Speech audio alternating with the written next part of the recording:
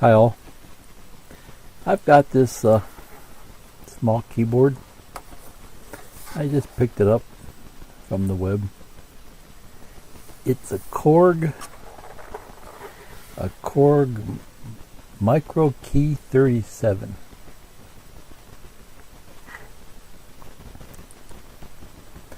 So let's take a closer look at this thing. It's got a, let's see, what's this here? Pitch, modulation. It's got some buttons. You can go up an octave or down an octave. They let you do that because there's only a few keys on it. So it's pretty small. But it's sturdy. It's well built. Keys feel good. Yeah. They aren't, the keys don't feel flimsy. The only plugs are on this side. You plug the keyboard into the computer with this one here, and then there's a couple USB plugs that you can daisy chain items off of it. So there's not much directions to it. It just came with like a big sheet.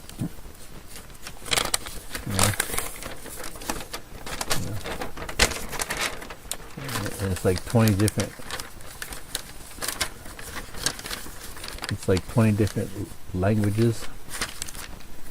So I found the English one, and I cut it out so I can work with it. And that's the only directions you get for it. Okay, so not really much. We'll read through them, but just a few things here. Okay, so reading some of the directions, the part where it says connections and power. These regular USB plugs are listed as A, and this one's a B. So number 1, make sure that no USB device is connected to either USB-A connector. So you have to unplug everything before you plug it into your computer. Use a USB cable to connect the MicroKey to a USB port on your computer. So that's that one here. Use only the included USB cable. Now that's the problem that I'm having. See, the USB cable that comes with it, it's really short. It's only about 2 feet long. So I marked it Korg Mini. So if I plug this in here, my computer's way over there. So I could use an extender, but it just looks like a regular printer cable. So I have another printer cable here. I'm going to give it a shot. Hopefully it won't blow it up. So you can see here that it's just a regular USB cable. So it says here, use only the included USB cable. Do not connect the unit to the computer if the USB device is connected to either USB-A connectors. Okay, we covered that. When you connect the MicroKey to your computer via a USB hub, if you're going to use a hub, be sure to connect the USB hub to the power supply. So you have to use a powered USB hub. You have to have a hub that you plug into the electricity. When you first connect the MicroKey to your computer, the standard USB mini driver for your operating system will be installed automatically.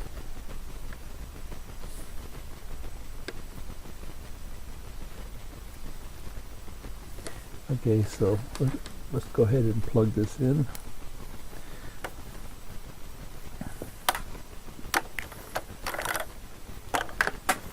So this plug here is just going to go into here, and it goes in quite a way. You'll hear it click.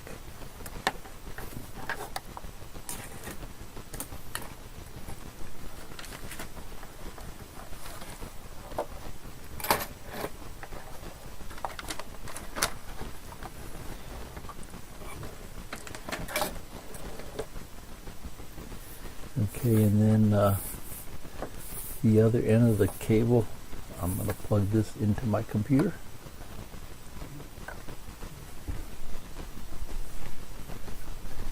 Okay, it's doing something down below. That down here.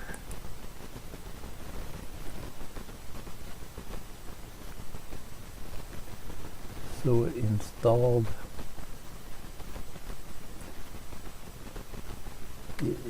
the USB MIDI driver. Okay, and then the power light came on, but there's no sounds. Like if I start playing, I don't have no sounds. Okay, so that's all there is to that. Now, along with the keyboard, they send this card, and on the back of the card there's a serial number for your free software. It's about a 20-digit license number, and there's a website to go to. That would be this guy here. So you go to this website,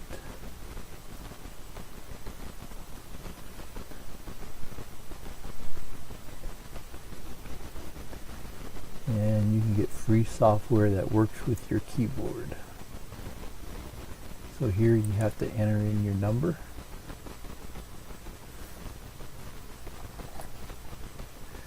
So I'll go ahead and enter my number.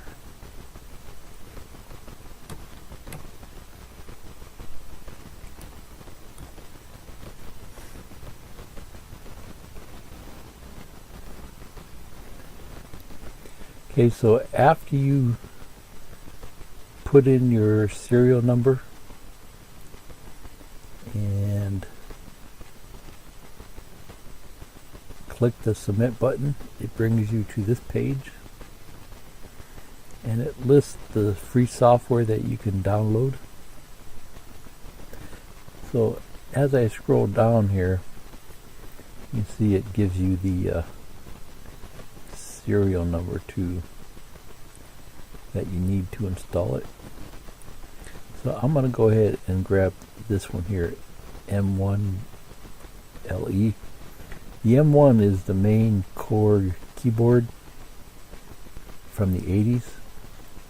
It was a real popular keyboard that was used in a lot of professional recordings. So here, I'll grab this number and I'll download here.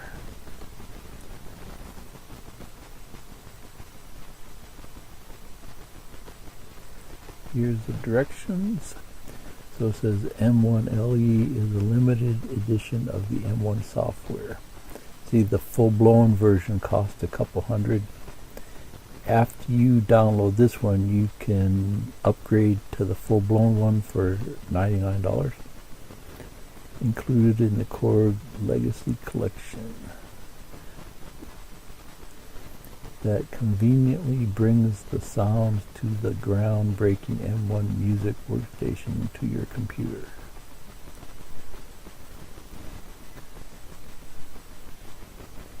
Download M1LE first. Unpack the zip file. Verify your license. Okay, let's get this downloading. Download.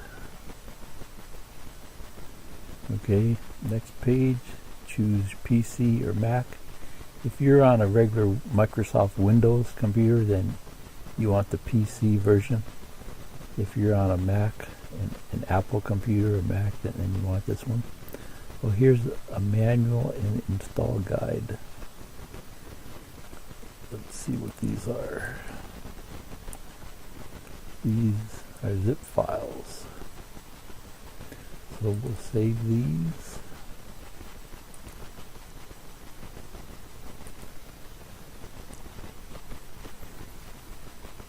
M1LE.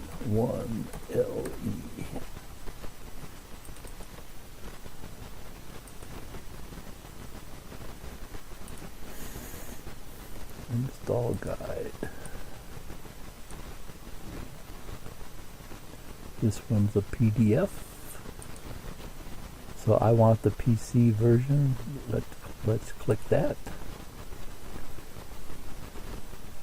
Download a zip file. In case you don't know, a zip file is just a stuffed. It's a stuffed file. So put that in the same folder. Okay, I'm on Firefox here, so I can go to Tools, Downloads, and watch the downloads.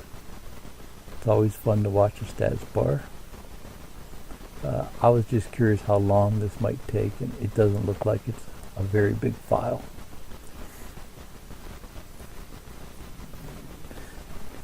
Here's my folder we just created. So I'm going to unzip this one. Extract all.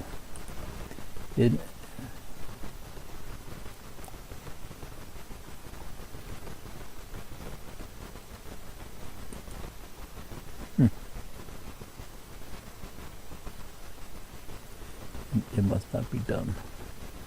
That's the one still coming down. That guy here. So while we're waiting, we can go to my folder we just created. We can click the PDF. Open it with the Adobe Reader.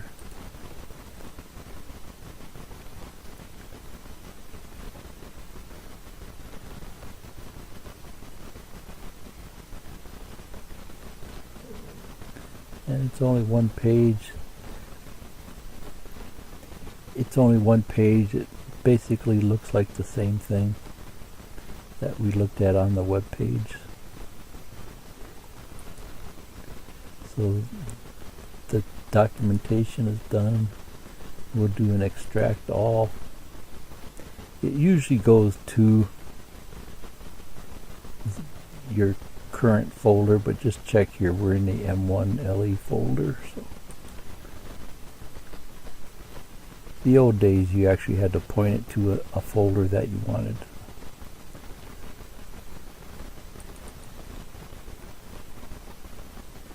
M1 original manual, M1 software manual, quick start guide, setup, user support, quick start guide,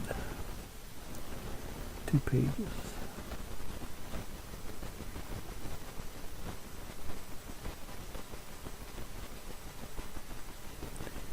Okay.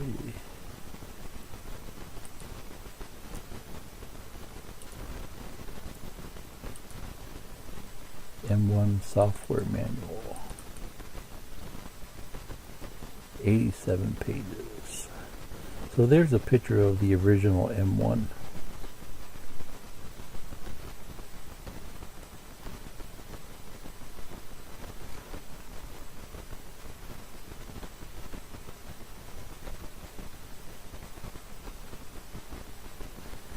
So this is something that you have to read through. Okay.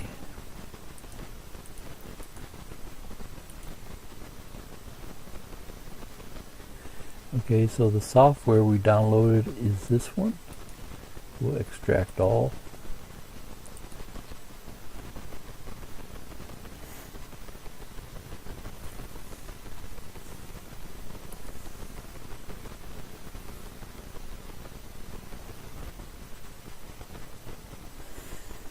It opened the folder for us. There's a 32-bit one and a 64-bit one. If you're on a fairly new computer, 5-10 years or so, most likely it's 64-bit. If you go to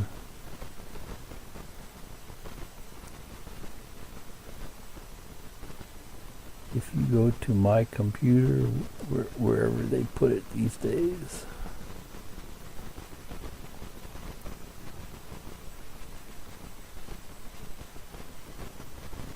right click on this PC, and right here it says system is 64-bit.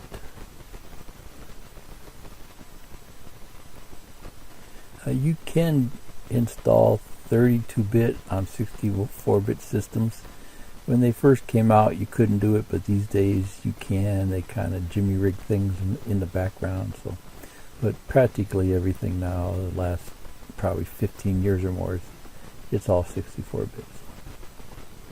So we want 64-bit. There's setup. Just click on. It's just asking you if you're the administrator.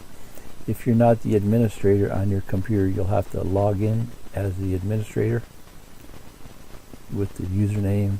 Password is usually administrator username, and then you'll have to get the administrator password. Sometimes you can go click and then run as the administrator, so you don't have to log out and log back in.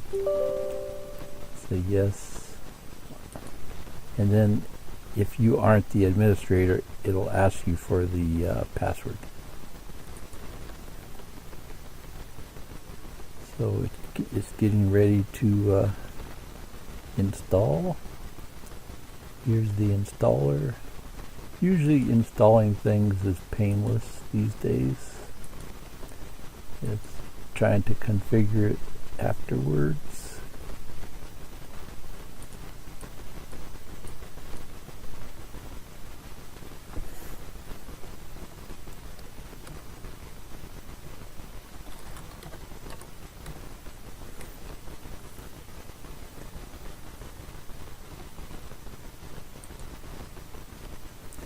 Usually all the defaults on these things are fine.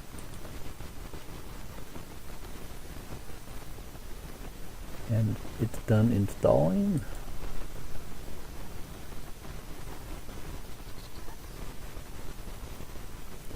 I was hoping it would open it up.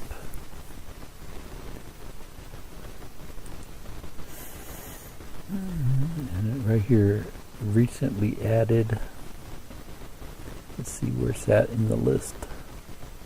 Korg. So it added the program and a couple of readmes. You can start it up.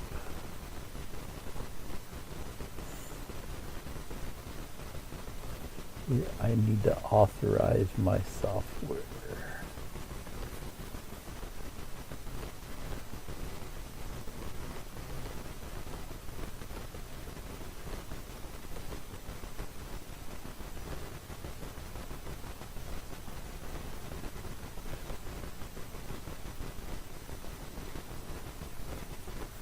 So I don't quite see what they're doing here. But let's click authorize.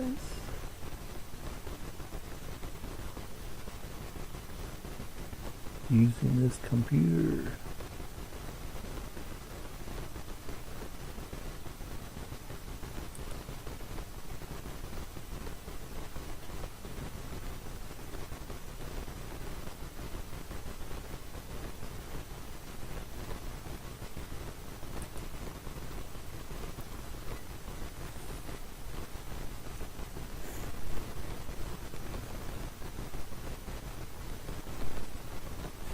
Okay, so I'm going to register as a new user.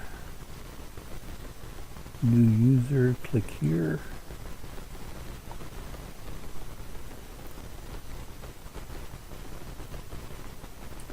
I gotta type in my name and stuff here.